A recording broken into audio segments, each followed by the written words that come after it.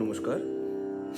দেখুন, আজকে যে বিষয়টা নিয়ে বলছি সেটা অ্যাকচুয়ালি এই ওয়েদারে জিনিসটা করা খুবই কঠিন, আম, খুবই কষ্টকর।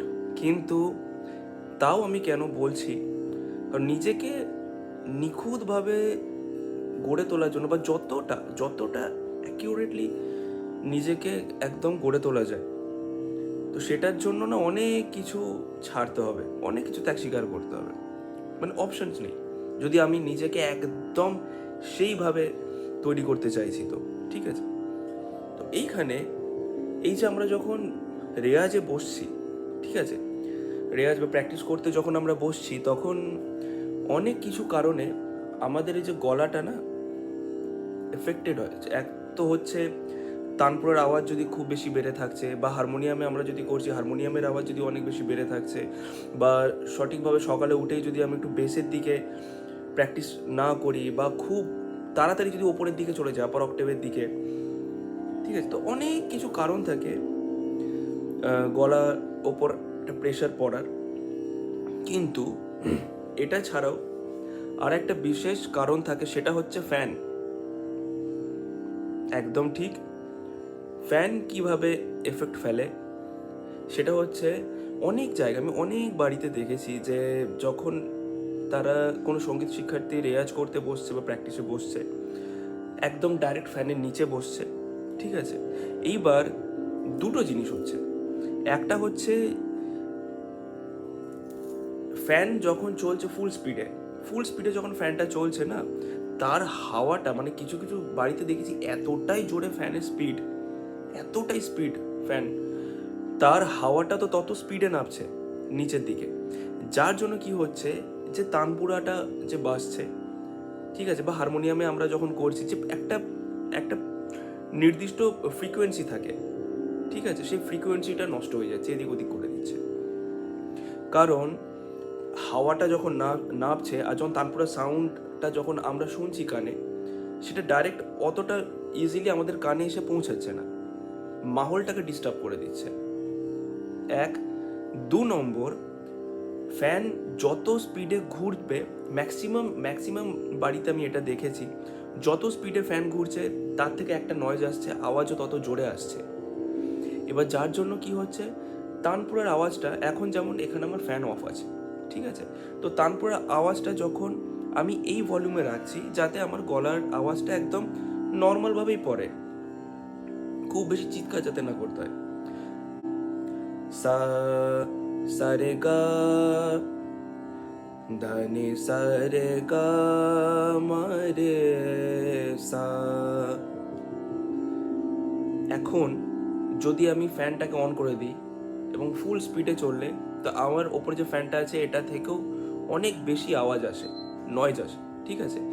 এই মতো অবস্থায় কি হবে, তানপুরের যে আওয়াজটা না, তখন এই সাউন্ডে চলবে না, আমাকে সাউন্ড বাড়াতে হবে, আমাকে বাড়াতেই হবে, কারণ সে সাউন্ডটা আমাদের কানে আসছে না, ঠিক আছে। যে ফ্রিকোয়েন্সিটা যেটা আগে একদম ভালোভাবে আমরা পাচ্ছিলাম, সেটা এক নষ্ট করে দিচ্ছে।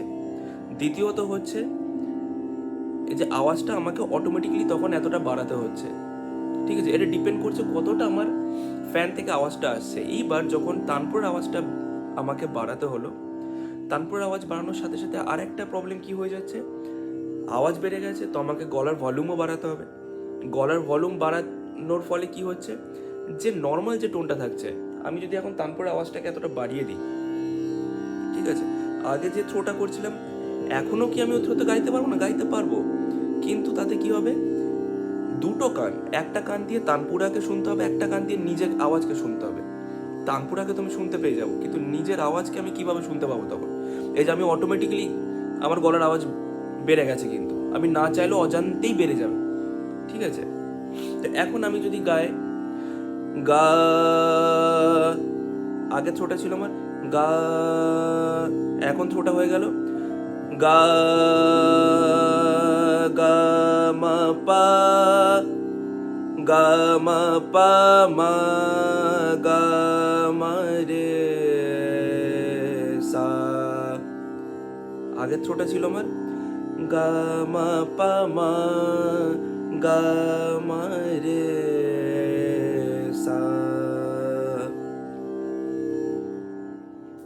এইবার তানপুরা আওয়াজ আমাকে বাড়াতে হলো, যেহেতু ফ্যান আমার ফুল স্পিডে চলছে। ঠিক আছে, এক তো ফ্রিকোয়েন্সি নষ্ট হচ্ছে, 2 নম্বর হচ্ছে আওয়াজটার জন্য আমার তানপুরার যে আগের সাউন্ডটা ছিল ওইটার আমার কানে অতটা ভালোভাবে পৌঁছাচ্ছে না। তার ফলে যখন এবার আমি কিছুক্ষণ নিচে প্র্যাকটিস করার পর উপরের দিকে যাব, আমার গলার থ্রো তো অটোমেটিক্যালি বেড়ে আছে বা বাড়াতে হচ্ছে আমাকে, নইলে আমার তানপুরার আওয়াজের নিচেই হোক বা হারমোনিয়ামে করলে হারমোনিয়ামের আওয়াজের নিচেই হোক আমার গলাটা বসে যাবে। তো এইভাবে কন্টিনিউয়াসলি যদি আমি গাই, দুটো জিনিস হবে, এক তো গলার যে মিষ্টতাটা সেটা আস্তে আস্তে চলে যাবে। এইভাবে কন্টিনিউয়াসলি যদি আমি দিনের পর দিন ডে বাই ডে যদি প্র্যাকটিস করতে থাকি, কারণ যে উইদাউট প্রেশার যে টোনটা, যে ভোকালটা বেরোচ্ছে, সেটা যখন বারবার আমি তাকে আঘাত করে ফোর্সফুলি প্রেশার দিয়ে যতটা নর্মাল ছিল তার থেকেও বেশি লেভেলে গিয়ে যখন আমি আওয়াজটাকে বার করছি বা কথা বলছি বা গাইছি, যখন গাইছি, ঠিক আছে, তো ততক্ষণ আমার গলার কী হবে, অটোমেটিক্যালি ওইভাবেই সেট করে ফেলবে নিজেকে। তো গলার মধ্যে একটা কর্কশ ভাব চলে আসবে। একটু খেয়াল করে দেখবে বা দেখবেন আপনারা যে অনেক গায়কদের দেখেছি বা স্টুডেন্টদের দেখেছি, কিছু কিছুদের গলার মিষ্টতা আছে।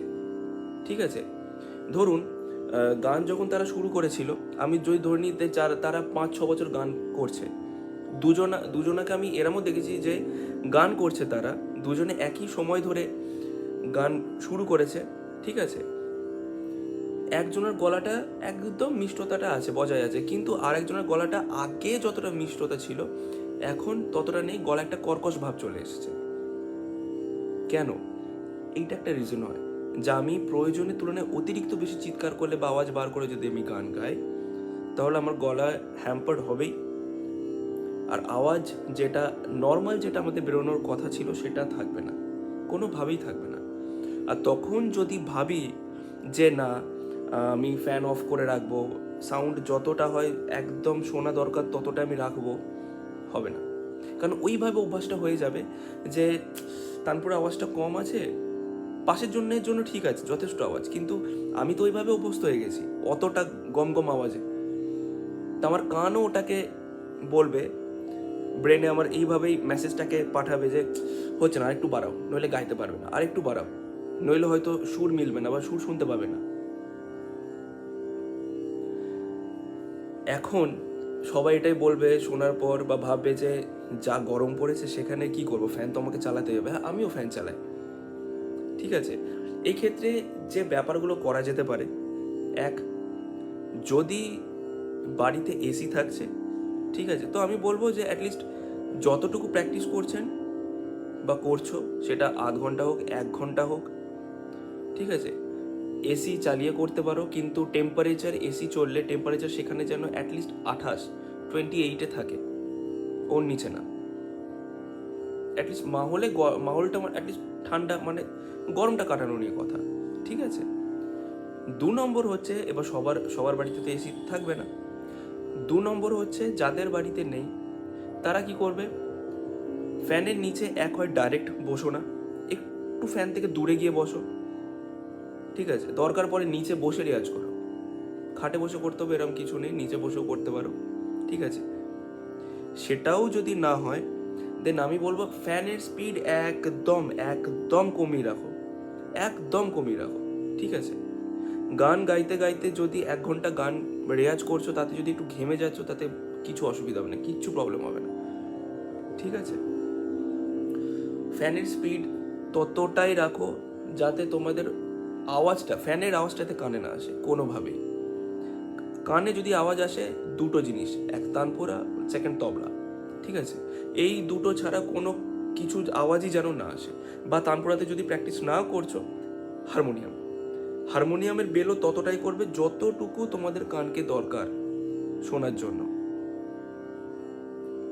তো এই বিষয়টা খুবই খুবই ইম্পর্ট্যান্ট একটা বিষয়, কারণ আমি অনেক বাড়িতে দেখেছি যে তারা ডাইরেক্ট ফ্যানের নিচে বসছে, বাট ফ্যান থেকে দূরে থাকলেও তারা ফ্যানের স্পিডটাকে, ফ্যান থেকে দূরে তো থাকেই না, ফ্যানের নিচেই থাকে, তো ফ্যানটা এতটাই ফাস্ট, এতটাই স্পিডে ঘুরছে, এক ফ্রিকোয়েন্সি নষ্ট করছে। দু নম্বর যেটা হচ্ছে ওই যে আওয়াজটা এতটা বেশি আসছে না, সেখানে ঢুকে আমি যদি ভাবছি যে কিছু গাইবো বা তাকে শেখাবো, তাকে দেখাবো, আমার সেটা কানে যেন মনে হচ্ছে ফ্যানের আওয়াজটাই বেশি চলে আসছে। আমি কনসেন্ট্রেট করবো কি করে যে সা যেটা প্রপার আওয়াজটা, গা বা ওপরের সা, সেটাকে আমাকে একদম সুরের সাথে সুরে মেলাতে হলে আমাকে চিৎকার করতে হচ্ছে, কারণ ফ্যানের আওয়াজটা তো বেশি চলে আসছে তানপুরার থেকে। উপায় নেই, আমি যদি তানপুর আওয়াজকে আস্তে রাখি, ফ্যানের আওয়াজকে জোরে রাখি, আমার গাইতে অসুবিধা হবে, কারণ সুরটা আমি পাচ্ছি না। আর ওতেও একটা প্রবলেম, 2 নম্বর হচ্ছে ফ্যানের আওয়াজ জোরে, তো তানপুরের আওয়াজকেও আমাকে ব্যালেন্স রাখার জন্য আমাকে সাউন্ড বাড়াতেই হচ্ছে, ঠিক আছে? তার জন্য আমার গলার আওয়াজকে আরও বেশি বাড়াতে হচ্ছে, তখন চিৎকার চলে আসছে বা প্রেশার ক্রিয়েট হয়ে যাচ্ছে গলাতে একটা। তো ফ্যান বিশাল বড় একটা ইম্প্যাক্ট ফেলে ভোকালের ওপর, এইটাকে খেয়াল রেখো, অবশ্যই খেয়াল রেখো।